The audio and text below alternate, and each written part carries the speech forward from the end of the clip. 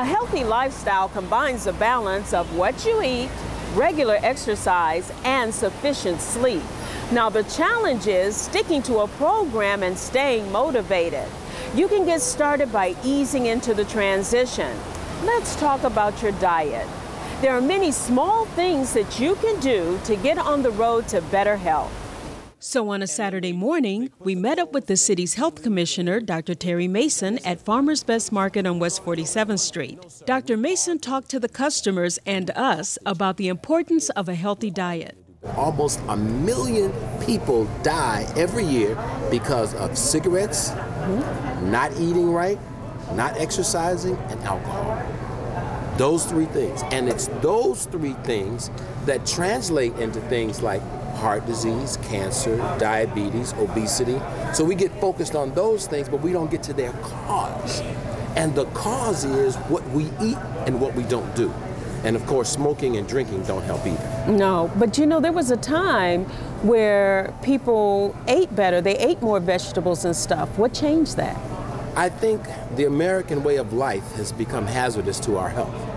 In other words, we are so busy, we don't have any time, we're working, and many times, and I understand that that's important, but we've gone away from doing some very basic things like going to the market, buying fresh, and cooking fresh every day. When we were growing up, you know, the first thing you did was you went into your mother's kitchen and she taught you how to cook and pick greens and beans and everything.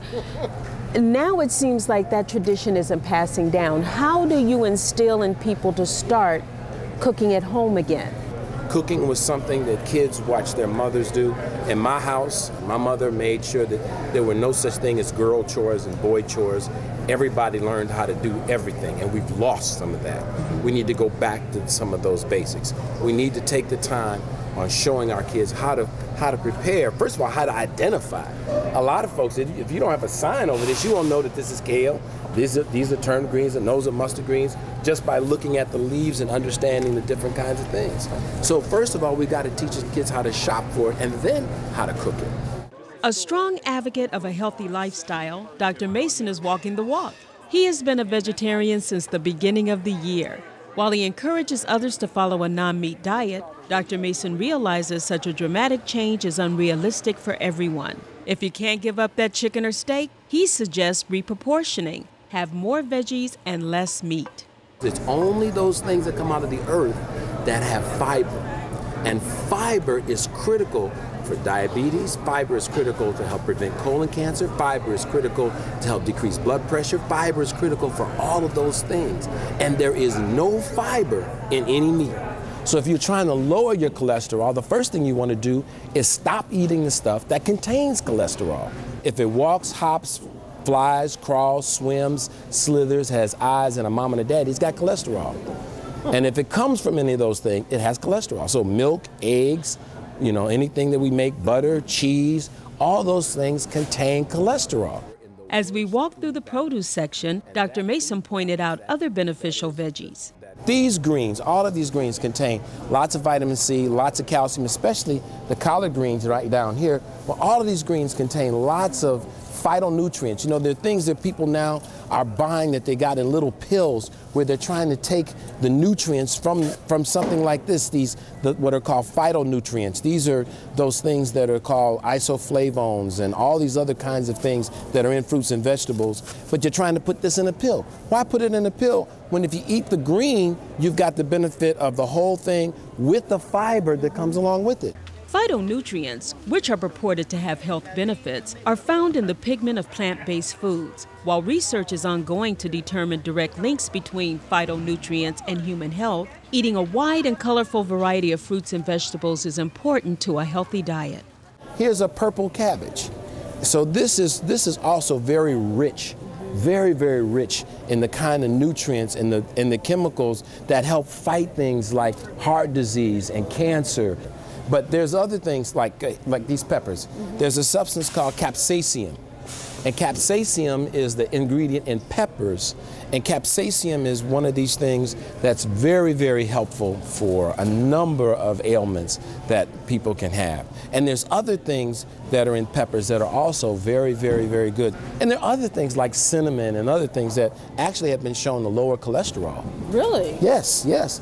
And of course, we talk about the carotenoids. Well, that comes from beta carotene, which comes from carrots. There's also a correlation between how you cook foods and a health risk. Cooking meats at a high temperature, such as frying or barbecuing, release heterocyclical amines, which are known cancer-causing agents. Dr. Mason believes you are better off cooking at a lower temperature over a longer period of time. Compounding health problems, especially in low-income communities, is the lack of access to fresh foods. Here in Chicago, especially in communities on the west and south side, there may not be full-service grocery stores like Farmer's Best Market, or they're so far away that people can't get to them easily. The only way to stay alive is folks got to come in the door. So it's important that we have stores in the community that respond to the needs of the community. Would you suggest, even living in the city of Chicago, that people try to maybe grow their own greens or tomatoes or onions? If they can, why not? If they can, why not? There's no reason for why they shouldn't. I mean, if they've got a green thumb, no pun intended, then I think they should. So if you can give a 5-point of starting to eat correctly and getting your health together, how would you start? What would your 5 points be? Well, I'm glad you asked, because we have a program at the Chicago Department of Public Health called 5 to Thrive. Number 1, eat fruits and vegetables. Number 2, drink water. Nothing substitutes for water but water. Number 3, exercise your mind, body, and spirit. Number 4, be sexually responsible. And number 5, avoid addictive substances and behaviors. America has eaten itself into a problem, and it can eat itself out of it. We can do that.